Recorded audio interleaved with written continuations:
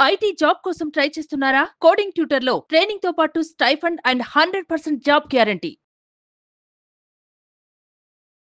Hi viewers, India's largest digital media network Suman టీవీకి స్వాగతం. ప్రస్తుతం మనతో ఉన్నారు ఐఏఎస్ ట్రైనర్ మరియు సామాజికవేత్త మన బాలలత మేడం గారు ఉన్నారు. సో ఈ రోజు మన కవిత గారికి బెయిల్ వచ్చింది, దాని గురించి మేడంతో మాట్లాడదాం. మేడం నమస్తే. మేడం నమస్తే అండి. మేడం బాగా వైరల్ అయిపోతూ ఉంది ఢిల్లీ లిక్కర్ స్కామ్ కేసులో. ఆల్రెడీ మార్చి 15న కవితను జైల్లో వేసేశారు. అయితే ఇప్పుడు తనకి బెయిల్ వచ్చిందనమాట. ఈ బెయిల్ ఇచ్చినప్పుడు ఎలాంటి షరతులు ఉంటాయి మేడం? ఫస్ట్ జనరల్గా ఆడవాళ్ళకి ఇన్ని రోజులు బెయిల్ డినై చేయరు. ఓకే. ఇంతకు ముందు 2G స్పెక్ట్రమ్ స్కామ్లో కనిమొళి గారిని కూడా ఇలానే ఉంచేశారనమాట. యాక్చువల్లీ కొన్ని చట్టాల్లో, ప్రత్యేకమైన చట్టాల్లో కొంత ఎక్కువ కాలం జైల్లో ఉంచుతారు బెయిల్ డినై చేసేసి. అయితే ఈరోజు సుప్రీంకోర్టు ఢిల్లీ హైకోర్టుని కూడా బాగా చివాట్లు పెట్టింది. దానికి ప్రధానమైన కారణం కవిత గారు చాలా ఇన్ఫ్లుయెన్షియల్ అని చెప్పి ఢిల్లీ హైకోర్టు ఆమెకి బెయిల్ డినై చేసింది. ఆవిడ ఎడ్యుకేటెడ్ ఉమెన్, ఆవిడ మంచి సోషల్ పొజిషన్లో ఉన్నారు, ఇలాంటి ఉమెన్కి మేము బెయిల్ ఇవ్వము అని చెప్పి. అసలు అలా చెప్తారు అంటే ఎడ్యుకేటెడ్ ఉమెన్కి ఇంకా బెయిల్ రాకూడదు అని చెప్పి సుప్రీంకోర్టు అడిగింది అనమాట. దాదాపు 150 రోజుల పైన ఆవిడ జైల్లో ఉన్నారు. ఇక్కడ సుప్రీంకోర్టు ఈరోజు ఆవిడకి బెయిల్ గ్రాంట్ చేస్తూ కొన్ని షరతులు పెట్టింది. ముఖ్యంగా విట్నెస్ సాక్షులను ఇన్ఫ్లుయెన్స్ చేయొద్దని, ఎవిడెన్స్ ట్యాంపర్ చేయొద్దని చెప్పిందనమాట.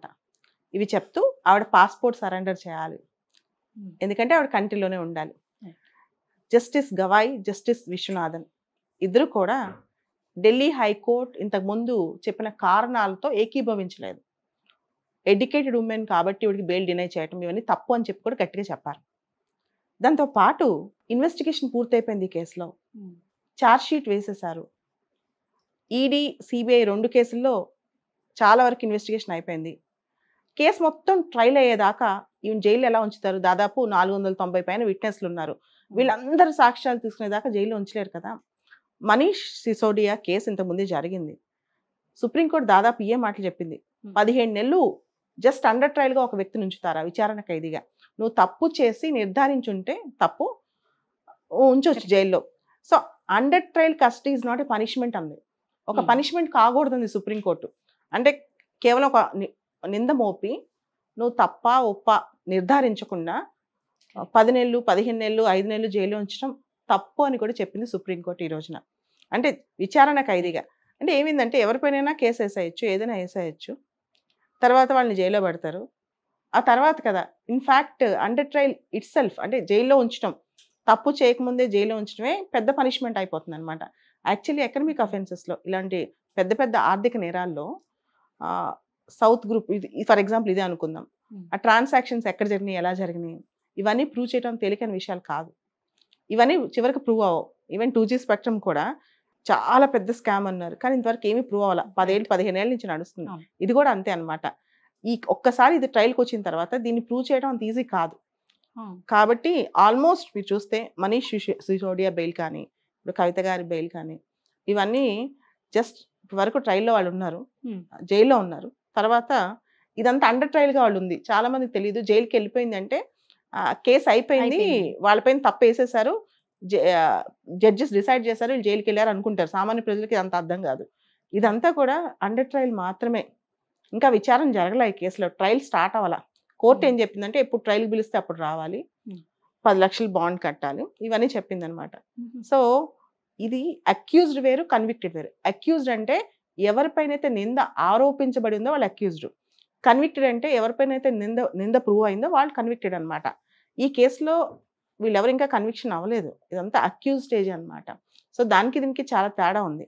క్రిమినల్ లాలో ఒక సిద్ధాంతం ఉంటుందండి, let 100 culprits escape, 1 innocent should not get punishment. అంటే 100 మంది దోషులైనా తప్పించుకోవచ్చు కానీ ఒక నిర్దోషికి శిక్ష పడకూడదు. అలానే the guilt of the accused should be proved beyond reasonable doubt. ఎవరైతే విచారణ ఖైదీలో ఉన్నారో వాళ్ళు తప్పు చేశారని చెప్పి ఎటువంటి సందేహం లేకుండా ప్రూవ్ అవ్వాలి. ఈ 2 ఫండమెంటల్ రూల్స్ అనమాట. వీటిని బ్రేక్ చేసి ఏ కోర్టు కన్విక్షన్స్ ఇవ్వలేదు.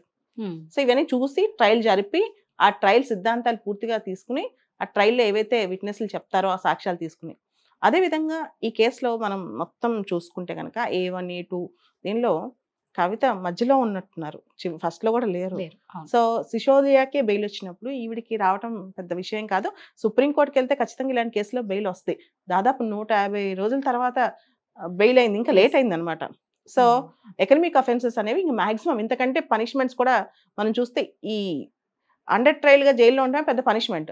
ఓకే. ఆ తర్వాత ట్రయల్ జరుగుతూ ఉంటుంది, జీవితకాలం పూర్తవుద్ది అనమాట ఇలాంటి వాటిలో. అంటే ఇప్పుడు ఈ అంటే మన జనాలు ఎలా అనుకుంటారంటే రే బెయిల్ ఇచ్చేస్తున్నారు, వీళ్ళు ఇంకా వీళ్ళ దగ్గర ఉన్న సాక్ష్యాలన్నీ మాఫీ చేస్తారా ఏంటి అన్న టెన్షన్ కూడా జనాలకు ఉంటుంది. అంటే లిక్కర్ స్కామ్ అంటే చిన్న స్కామ్ కాదు కాబట్టి. అంటే ఇప్పుడు మీరు ఇందాక ఒక మాట అన్నారు, 100 మంది నిర్దోషులైనా దోషులకి శిక్ష పడకున్నా పర్లే, ఒక్క నిర్దోషిని మాత్రం కాపాడాలి. మన ఇండియా మొత్తం అదే. కానీ దాని వల్ల నేరాలు ఎక్కువ అవుతాయి కదా మేడం. అంటే మామూలుగా అంటే అఫెన్సెస్ రకరకాలండి. ఆర్థిక పరమైన నేరాలు వేరు, తర్వాత క్రిమినల్ ఎవరైతే క్రిమినల్ యాక్ట్స్ ఉంటాయో, రేప్ కానీ మర్డర్ కానీ, అవి వేరు. దీనికి స్ట్రాంగ్ చట్టాలు ఉన్నాయి. ప్రివెన్షన్ ఆఫ్ కరప్షన్ యాక్ట్ కావచ్చు, prevention of money laundering act కావచ్చు, ఇవన్నీ ఉన్నాయి. ఈరోజు కూడా supreme court prevention of money laundering act section 45 దానిలో ప్రొవిజో గురించి పర్టికులర్గా చెప్పింది అనమాట. ఉమెన్కి స్పెషల్ కన్సిడరేషన్ ఉంటుందని చెప్పి ఇలాంటి కేసుల్లో. లాని పార్లమెంట్ తయారు చేస్తుంది. ఆ లాని కాదని జడ్జెస్ కూడా పెద్దగా చేయాల్సిన స్కోప్ కూడా అక్కడ ఉండదు. లా ప్రకారం వెళ్ళాలి వాళ్ళు కూడా. సో ఢిల్లీ హైకోర్టు కొన్ని ఇచ్చిన స్టేట్మెంట్స్ తప్పడుతూ చెప్పింది. ఇక్కడ క్వశ్చన్ కవిత గారు ఇన్వాల్వ్ అయ్యారా లేదా అనేది కాదు, అదంతా ట్రయల్ స్టేజ్. అసలు అంతవరకు స్టేజ్ లేదు. సిబిఐ ఈడీ తన వాదన తను వినిపిస్తాయి. వీళ్ళ లాయర్లు బెయిల్ గురించే ఇదంతా. This is all about bail. తర్వాత స్టోరీ తర్వాత వాళ్ళు ఏం వాదిస్తున్నారు, ఈవిడ ఫోన్ మొత్తం ఆవిడ చేసేసిందని, ఫార్మాటింగ్ చేసేసిందని ఇలా అంటున్నారు. ఇవన్నీ బెయిల్ కి వర్తించవు.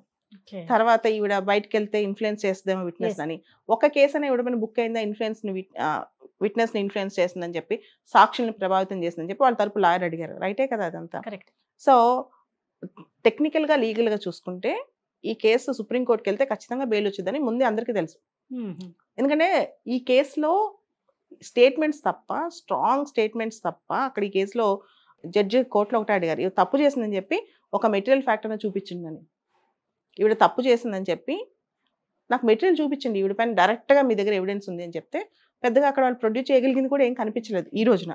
సో ట్రయల్ ఏమైనా ప్రొడ్యూస్ చేస్తారేమో మనకు తెలియదు. సో ఇవన్నీ చాలా ఉన్నప్పుడు ఖచ్చితంగా బెయిల్ వచ్చే అవకాశం ఉంది. మీకు బెయిల్ వచ్చిద్దా రాదా అని చెప్పి ఇందాక నేను లైవ్ చూసాను అనమాట. మీకు వాళ్ళు ఎవరైతే ఇన్స్టిట్యూషన్స్ ఉన్నారు, ఈడీ కానీ సిబిఐ కానీ, వాళ్ళ లాయర్స్ని జడ్జెస్ అడిగే క్వశ్చన్ బట్టే మీకు అర్థమైపోయింది జడ్జి వాళ్ళతో ఎంత స్ట్రాంగ్గా మాట్లాడుతున్నారు, ఎలాంటి క్వశ్చన్స్ అడుగుతున్నారు, ఎంత హార్ష్గా మాట్లాడుతున్నారు అని చెప్పి. అక్కడ 2-3 పాయింట్స్ జడ్జ్ లేవనెత్తారనమాట. ఒకటి, ఆవిడ మహిళ. 2, ఇన్వెస్టిగేషన్, ఆవిడ తరపున ఇన్వెస్టిగేషన్ కంప్లీట్ అయిపోయింది, ఇంకా ఆవిడని కస్టడీలో ఉంచుకోవాల్సిన అవసరం లేదు. 3, ఛార్జ్ షీట్ ఫైల్ అయిపోయింది. ఆవిడ బాధ్యత గల, ఇంతకుముందు ఒక ఎంపీగా చేశారు, ఇప్పుడు ఎమ్మెల్సీ. ఆవిడ ఎక్కడికో పారిపోద్ది, ఫ్లై అయిపోద్ది ఇండియా నుంచి అనే ధోరణి అయితే లేదు. ఆవిడ ఎక్కడికైనా ఇండియాలో ఉండాల్సిందే. సో ఇటువంటి సందర్భంలో ఆవిడకి ఎందుకు డినై చేయాలి? Bail is a rule, jail is an exception. జనరల్గా ఇండియన్ క్రిమినల్ లాలో మర్డర్ చేసినా, రేప్ చేసినా, నువ్వు ఏం చేసినా సరే బెయిల్ వస్తుంది. Bail is a rule, jail is an exception. ఎందుకు బెయిల్ ఇవ్వరు? వీళ్ళు బయటకు వస్తే సాక్షులను ప్రభావం చేస్తారేమో, లేదా వీళ్ళు బయటకు వస్తే సాక్ష్యాలు తారుమారు చేస్తారా, లేదా వీళ్ళు బయటకు వస్తే ఎవరైనా బెదిరిస్తారేమో, పారిపోతారేమో, అంటే లా నుంచి తప్పించుకుంటారు, చట్టం నుంచి తప్పించుకుంటారేమో. అటువంటి సందర్భంలో లేకపోతే బెయిల్ ఇస్తారు. ఎందుకంటే ట్రయల్ అనేది చాలా టైం పడుతుంది ఇలాంటి కేసుల్లో.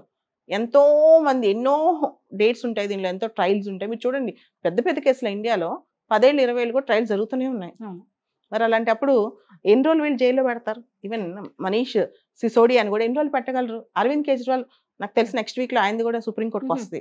వచ్చినప్పుడు ఈ మంత్ వచ్చే నెలలో ఆయన కూడా బయటకు రావాల్సింది, ఈ నెల వచ్చే నెలలో. సూపర్, మీరు 100% కరెక్ట్ గానే చెప్పారు. అంటే లేడీస్ కి నిజంగా మీరు అన్నట్టు ఇదే లేట్ ఏమో, కవితకే లేట్ గా వచ్చిందేమో బెయిల్ అనిపిస్తుంది. లేదు, చాలా మంది చెప్పాను కదా ఇందాక, ఇంతకు ముందు చెన్నైలో, మెడ్రాస్లో కనిమొళి, తను కూడా ఎంపీగా చేశారు, ఇప్పుడు కూడా ఉన్నారు తనది కూడా ఇలానే జరిగింది. ఇంతకంటే ఎక్కువ కాలమే ఉంది ఆవిడ కూడా జైల్లో, సేమ్ జైల్లో ఉన్నట్టుంది ఆవిడ కూడా. సో ఇంకా ఈ కవిత గారు ఈ వచ్చిన బెయిల్ తో తనకు వచ్చిన షరతుల్ని పాటించుకుంటూ, అంటే వాళ్ళు ఇచ్చారు కాబట్టి ఇంకా నెక్స్ట్ ఏం జరుగుతుందో అందరూ వెయిట్ చేస్తూ ఉంటారు. లేదండి, ఈ కేసెస్ టేక్స్ టైం. టైం తీసుకుంటారు. చాలా మీరు చూడండి, చాలా కేసెస్ ఉన్నాయి ఇలాంటివి. ఇవన్నీ కూడా ఈ రోజు తేలేవి కాదు, ఇప్పుడు తేలేవి కాదు, ఇంకా నడుస్తూనే ఉంటుంది. మీరు అన్నట్టు సంవత్సరాల కొద్దీ ఇంకేదో లైఫ్ లాంగ్ నడుస్తూనే ఉంటదేమో, లైఫ్ టైం అంతా పడుతుంది పడుతుంది. ఎంతవరకు ఈ కోర్టులో నించుంటాయి ట్రయల్ అనేది కూడా doubt. Thank you so much. Thank you అండి.